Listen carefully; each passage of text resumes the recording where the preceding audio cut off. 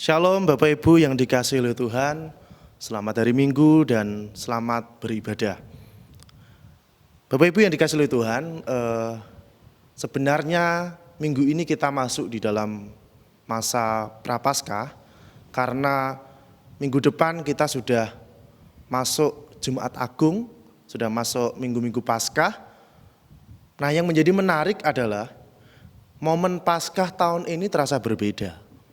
Jika tahun-tahun sebelumnya kita bisa merayakan Paskah di gereja, kita bisa merayakan Paskah bersama dengan anggota keluarga kita di gereja, dan tahun-tahun sebelumnya kita juga bisa melakukan ibadah sakramen perjamuan kudus di gereja juga. Dan nampaknya tahun ini berbeda. Tahun ini kita tidak bisa merayakan ibadah Paskah di gereja. Tahun ini juga kita tidak bisa merayakan ibadah perjamuan kudus di gereja. Tetapi yang terpenting Bapak Ibu, ibadah di keluarga, ibadah di rumah bersama dengan keluarga tidak mengurangi kesan sakral dari ibadah itu sendiri. Nah, oleh sebab itu Bapak Ibu, saya akan mengajak Bapak Ibu semua untuk melihat dan membaca firman Tuhan yang saya ambil dari Injil Lukas pasal 33 Injil Lukas pasal 23 ayat 33 sampai ayat 39. Demikianlah firman Tuhan.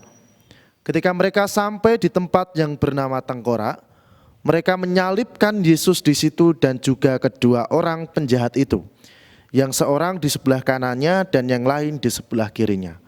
Yesus berkata, "Ya Bapa, ampunilah mereka sebab mereka tidak tahu apa yang mereka perbuat."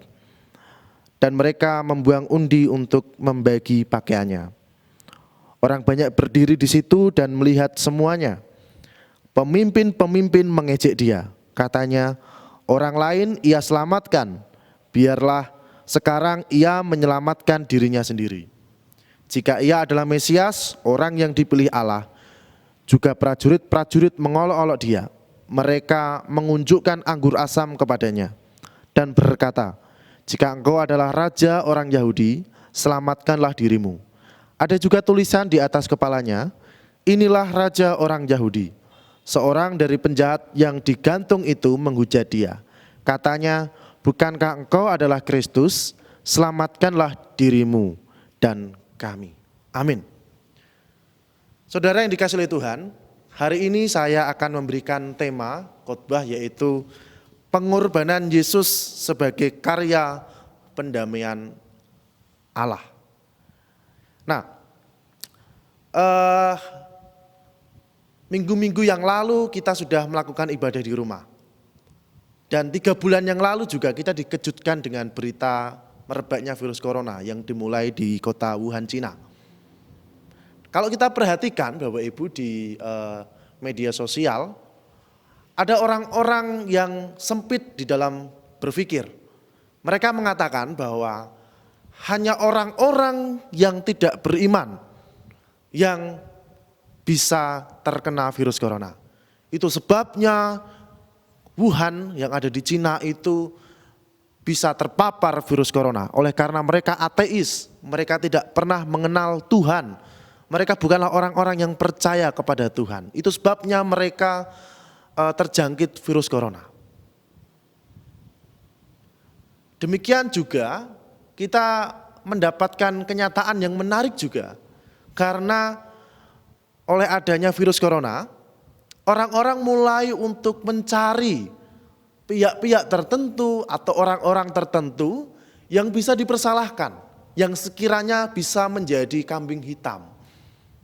Contoh misalkan Cina itu melakukan investigasi dan ternyata ditemukan bukan dari Cina itu sendiri yang mengakibatkan virus ini, tetapi ternyata Amerika lah yang mengakibatkan virus corona ini.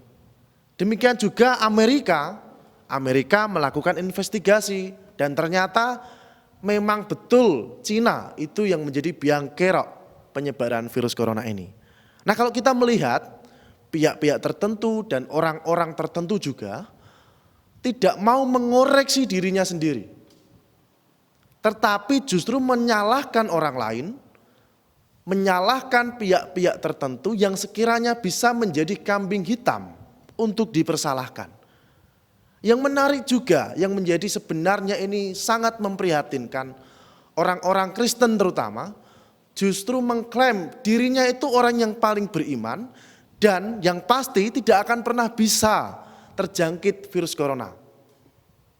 Padahal kenyataannya beberapa hari yang lalu kita sudah membaca berita yang terjangkit virus corona ternyata pendeta.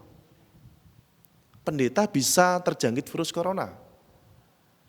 Bukan hanya pendeta, majelis juga terjangkit virus corona. Sehingga dengan demikian orang-orang yang bisa terpapar virus corona ini bukan hanya orang-orang yang beriman, bukan orang-orang yang tidak punya iman saja, tetapi orang-orang yang beriman, orang-orang yang agamawis juga bisa terkena virus corona. Orang-orang kaya juga bisa terkena virus corona. Orang miskin, orang yang punya kuasa juga bisa terpapar virus corona ini. Dan oleh sebab itu Bapak Ibu, mari kita memperbaiki sudut pandang kita menyikapi virus corona ini. Bahwa bukan hanya orang yang beriman yang dilindungi, tetapi bahkan pendeta pun bisa terjangkit virus corona ini. Nah, ini yang menarik, kenapa saya bisa mendahului khotbah saya dengan persoalan ini. Kalau kita perhatikan di ayat yang sudah kita baca, firman Tuhan yang sudah kita baca, diceritakan bahwa Yesus diolok-olok oleh orang banyak.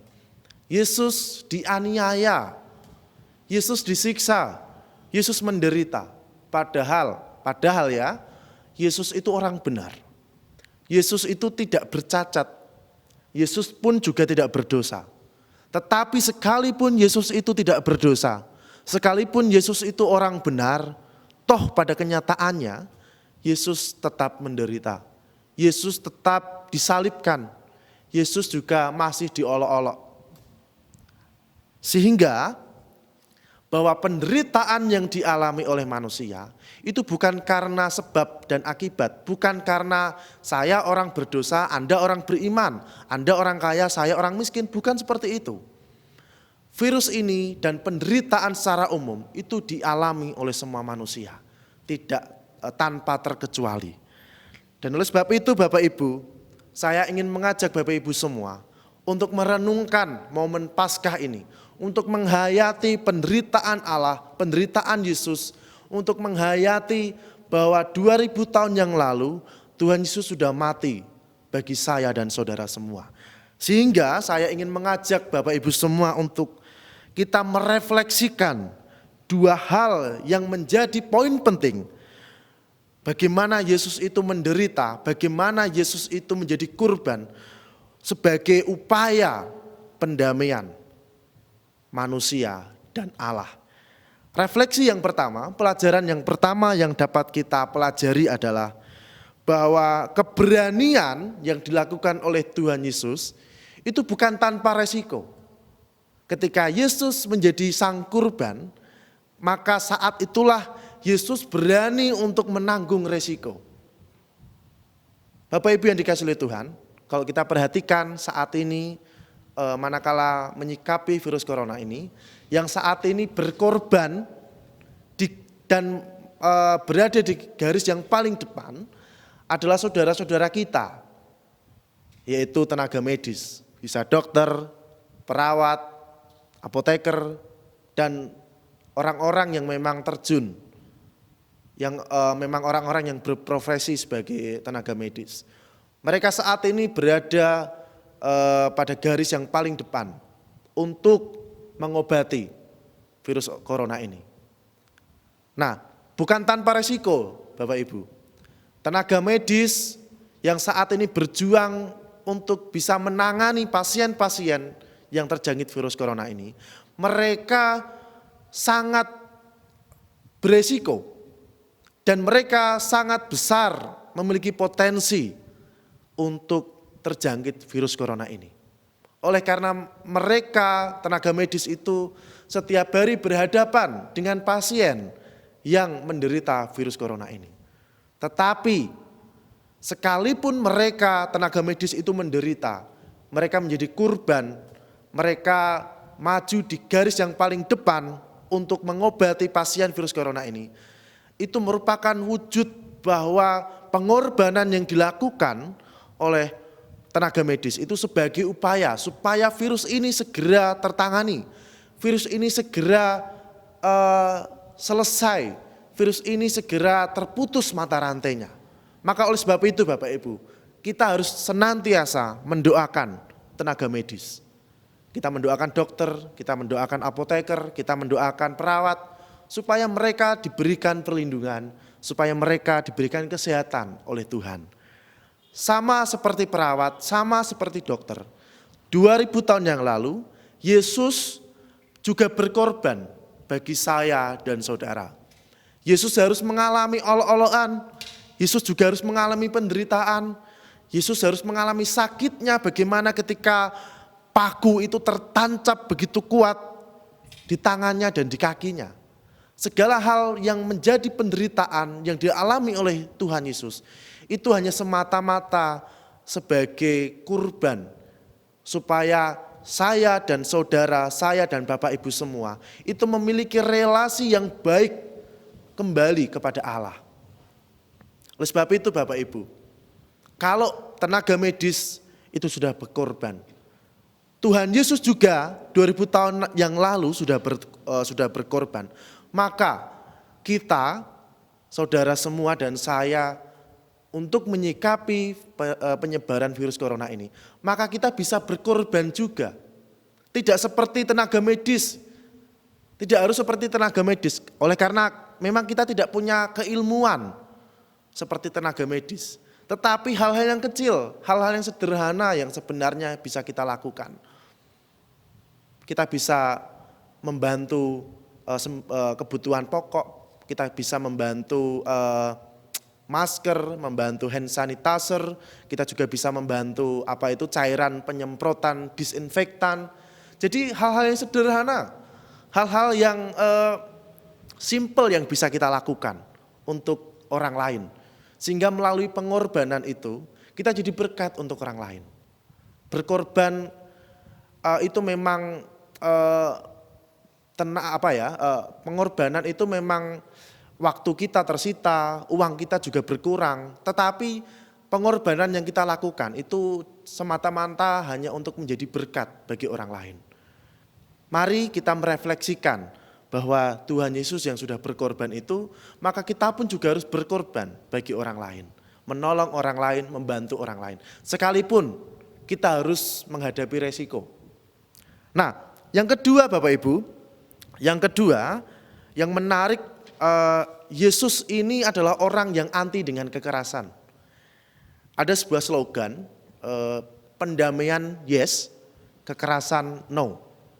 Nah, yang dilakukan Yesus di dalam ayat ini, Yesus justru tidak membalas kekerasan dengan kekerasan. Sekalipun Yesus itu diolok-olok, tetapi Yesus tidak membalas dengan mencaci maki orang-orang yang mengolok-oloknya. Sekali lagi, Yesus adalah pribadi yang anti dengan kekerasan. Yesus adalah pribadi yang pantang dengan kekerasan. Dia tidak membalas kejahatan dengan kejahatan. Yang menarik yang dilakukan oleh Tuhan Yesus adalah justru dia mendoakan orang-orang yang mengolok-oloknya, mendoakan orang-orang yang menyiksanya. Mari kita perhatikan di ayat 34.